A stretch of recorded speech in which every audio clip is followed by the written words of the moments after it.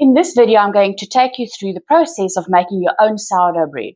I haven't bought any bread from a shop in the last 2 years, and I make sourdough bread on a weekly basis. It's so easy, you won't believe it.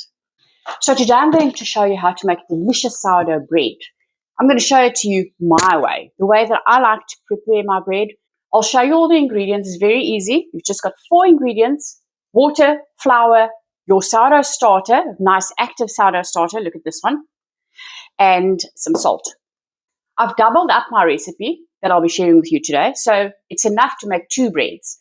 And in this video, I'm actually going to show you, I'm making 2 breads because I want to show you how you can make it when you have a Dutch oven and when you don't have a Dutch oven. So we'll be using 1 Dutch oven for the 1 bread, and for the other bread, I'm just going to use a baking bread tin.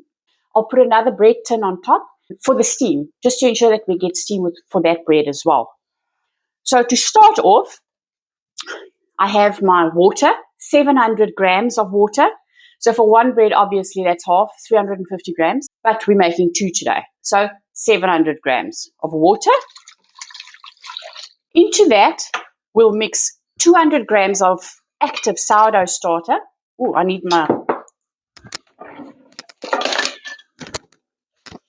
get my scale. It's always good to use a scale. I've pre-measured all my ingredients on my scale. So I've measured my flour. So it's 475 grams of flour per bread. So I've got 950 grams of flour, my 700 grams of water, 200 grams of sourdough starter, and 20 grams of salt. I love this recipe because it's so easy. It's easy to make sourdough bread. You don't need a lot of ingredients. I always ensure that I have bread flour in the house. I haven't bought any bread in ages. I like to make sure that I have enough sourdough bread in the house. And this Danish whisk is a winner.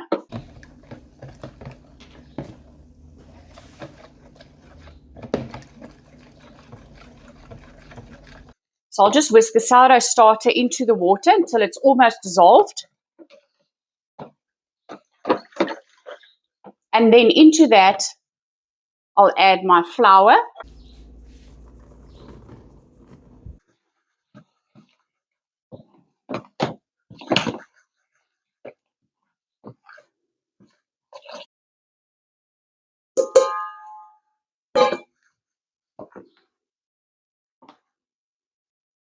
So we'll mix that in until it forms a shaggy dough. It doesn't have to be fully incorporated or fully mixed. You're going to let it stand for an hour to hydrate your flour.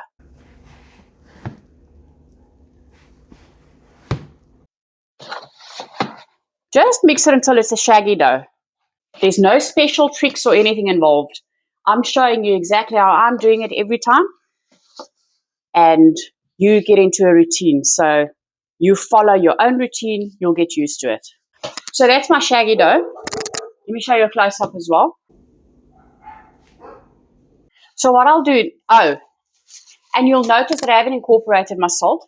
Salt is ready so that I don't forget to incorporate it, because I've done that before. Believe me, bread without salt is not nice. So I'm keeping my salt separate just so I can keep an eye and know it's there so that I don't forget to use it. What I'm doing with this now is covering it up. I mean, you can use a bowl with a lid. I love using just a plastic bag. This is a plastic bag that I have in my drawer that I always use for my sourdough. So I'm covering it up for 1 hour. After an hour, I'll stretch and fold, and I'll show you that. And then half an hour later, I'll stretch and fold again. And then after that, I'll stretch and fold about 4 times every 20 minutes. So what you need to do is, for your sourdough bread, you need to stretch and fold it at least, in the first 2 hours, at least 5 to 6 times. I stretch and fold about 5 times. I like to aim for 5. And then after the stretch and fold, we do a bulk fermentation. But I'll show you once we get there. But let's leave it for an hour and we'll come back and stretch and fold. So it's been an hour. So this first hour that we left the dough to hydrate, we call Autolyse. So it's been autolysing for an hour. Now we can add our salt. So let's wet our hands first, because you need to work with the dough with wet hands. Otherwise, it's so sticky. So what I'm doing now is incorporating all the salt. So let's just give it a nice mix first. And then I'll start stretch and fold. And I know it's tearing up a bit in the beginning, but we need to start working the gluten so the gluten can develop and start stretching. So there we go. And remember to make sure you work with wet hands. In this first stretch and fold, you can actually, you'll see you can almost stretch it almost 20 times until it starts forming a nice ball. You want your dough to come together. I'm showing you every step, everything that I do. Okay, I think that's forming a ball, so I'm going to leave it as is. We'll close it up. See, it's very sticky at this stage. Look there. All the salt is incorporated. I don't see any pink speckles. So that's perfect. So we're closing it up. We've given it our first stretch and fold until a ball forms. Now let's leave it for another half an hour before we start our 20-minute stretch and folds to get that gluten going. It's been half an hour, so let's start with our 20-minute stretch and folds. So what I do when I stretch and fold, I don't do coil folds. I just do stretch and fold. So take your dough, just give it a nice stretch and let it fall over. Turn 45 degrees, stretch, fold, turn 45 degrees, stretch, fold, and the last one. So just a stretch and fold in the 4 different directions. And you're ready. That's your first stretch and fold. Let's cover it up again and stretch and fold in 20 minutes. So we've already done 2 stretches. Let's see if this is the third one. Let's see if we can do another 2 or 3 after this. So same thing. Just grab a side, pull it, fold it over. Turn it, stretch it, fold it over. Stretch, fold, and stretch and fold. And we can cover it up for another 20 minutes. This is stretch and fold number 4. And I always do it with wet hands because our dough is sticky. And you can actually see it's starting to develop gluten. You can see it looks like stretchy, elastic. Stretch, fold, and in all the 4 directions. Stretch and fold, and stretch and fold.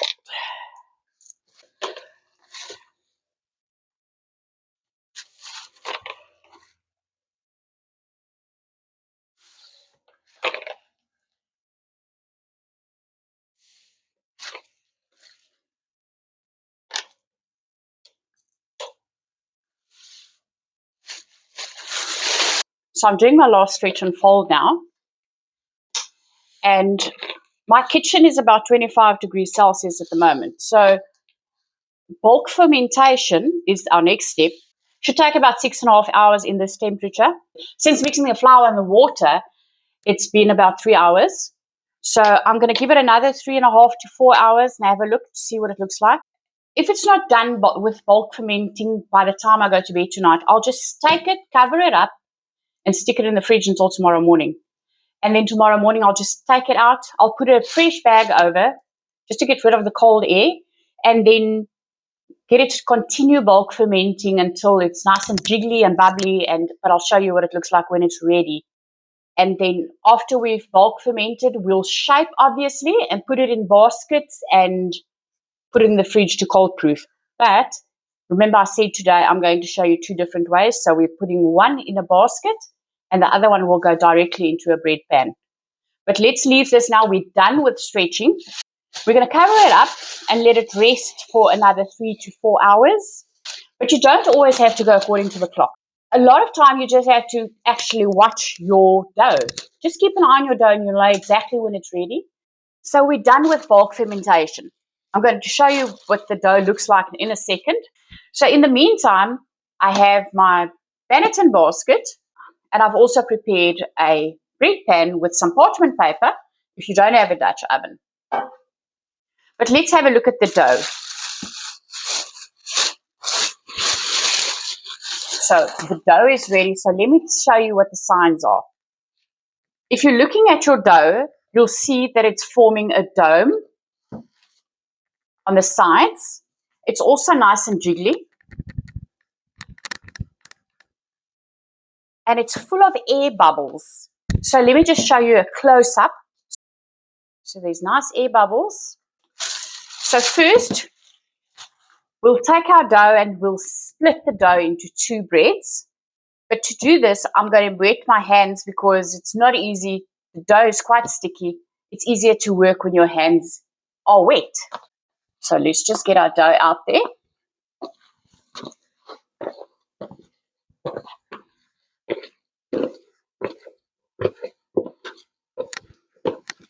And don't be scared to work with your dough.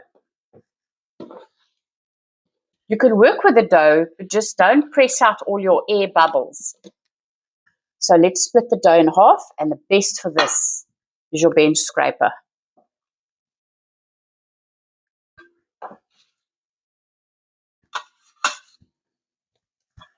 Just fold it over so that we can form it into a ball.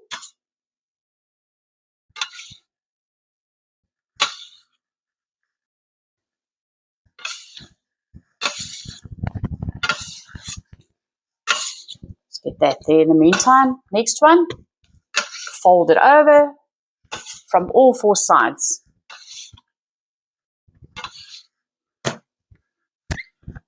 Now use your fingers just to form it into your ball and to stretch your top skin or the top layer of the bread.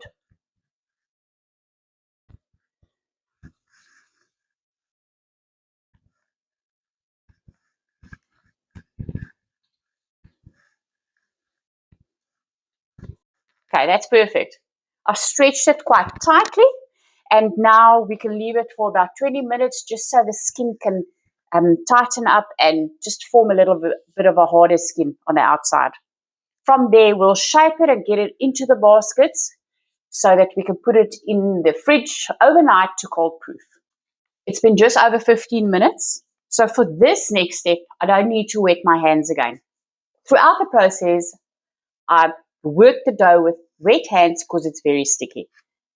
Now you don't have to anymore. We're actually using flour. So let's shape this. It won't be shaped into a bowl. I'll be shaping it into I think they call it a batard in English. So it's basically the oval loaf. I'm not wetting my hands because I'm using flour on my loaf. So let's stretch it out a bit. And then I'll take the one side and fold it over. And then the other side and fold it over. Like a brochure leaflet or something. And then the end, I'll just take and pull it over, pull it over. So basically tuck and roll. So tuck and roll. And this dough actually feels fabulous to work with. I love working with this dough. It's so soft. The sides, you'll see, it's rolled. So let's take the sides and just tuck it in as well. And this side, tuck it in.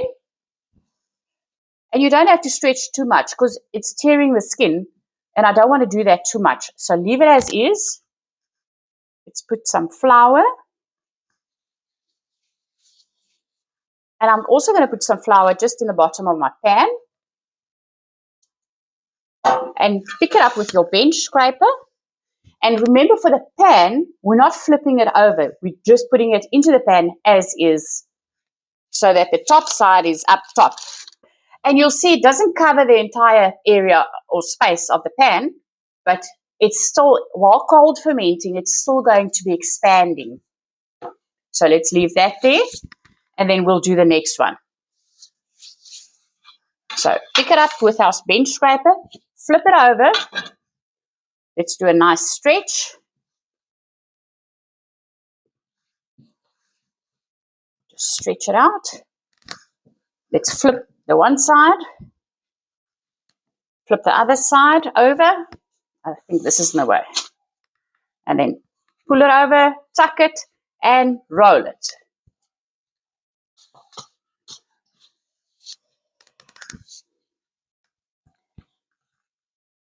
Stuck in our sides. And that's perfect. Let's get some flour over there. And then remember to dust your Banneton basket with flour as well, because we don't want our dough sticking onto the linen. And then in this case, when you put your dough into a Banneton basket, we're actually flipping it over.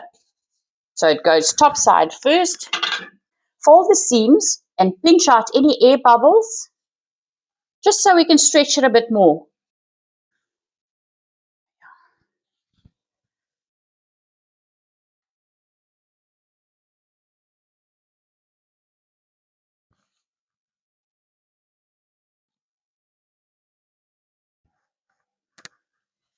And then we're just going to cover it with more flour so it doesn't stick to our shower cap when we put it on there. Because we need to cover it for cold proofing so that it doesn't dry out. I'm using, you know me by now, I use shower caps to cover my sourdough. And let's get that over there. It's so convenient. I mean, you don't have to still worry about finding anything else to cover it with. Shower cap dedicated in your drawer. Now we're ready for cold fermenting. I'm putting this in the fridge overnight, and tomorrow morning we'll bake.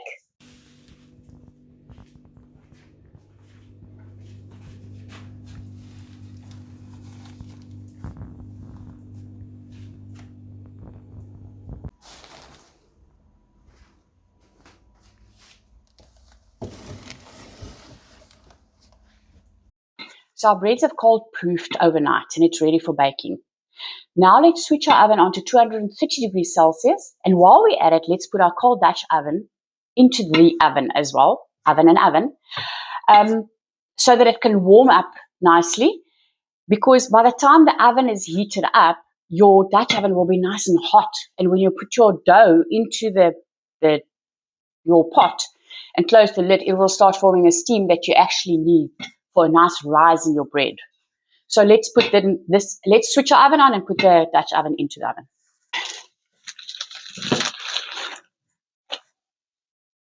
See, I've told you it's still going to rise a bit in the fridge as well. So that's what it looks like this morning.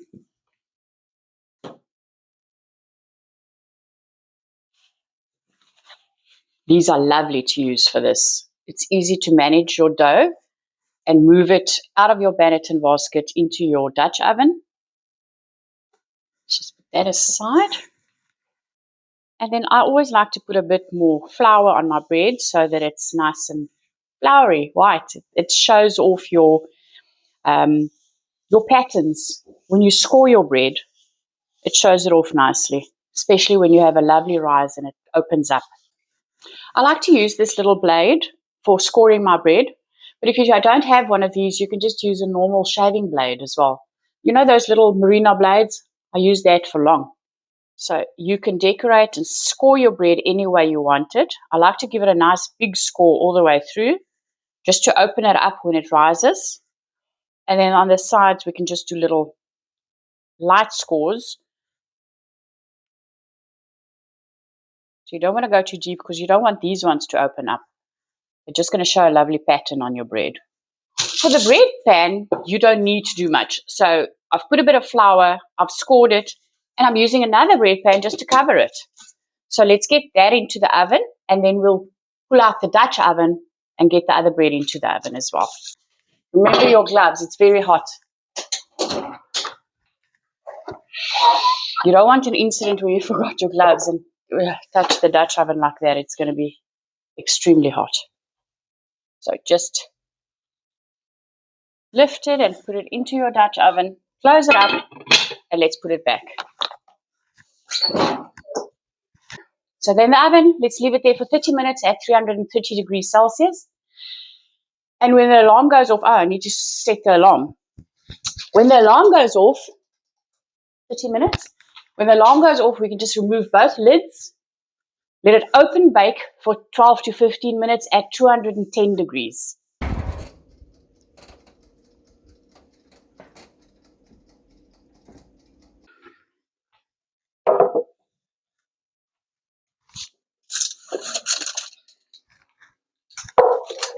There's our sourdough. Scoring was beautiful. Now what you do is, don't leave it in the pans. Let's remove them immediately. I know the temptation is there to cut into them immediately. But if you want the best bread, let them cool down for an hour before you cut into it. Otherwise, your bread's going to be gummy. And you don't want that, obviously. You want the best bread that you can get. So let's get it to cool down for an hour, and then we'll cut into it, and I'll show you the crumb. So let's cut into the sourdough. What I like about this sourdough is that it's not as hard as some people say it is. It's actually really, look at that, and listen to that crust. But let's cut into it and see what the crumb looks like. So it's nice and soft. It's a lovely bread. I'm going to cut through it and show you what the crumb looks like.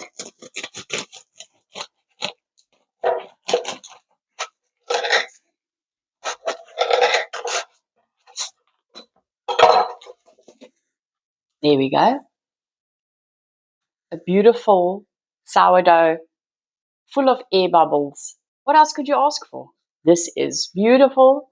It's delicious, and sourdough is good for your gut. Look at those, all those beautiful air bubbles. So if you enjoyed following this video, thank you so much for watching. I appreciate every single view. And leave a comment below. I'll respond to all the comments that I receive. And remember to subscribe to the channel and click that notification bell so that you can get notifications to all my different videos. Thank you so much, and I'll see you in the next video. Bye.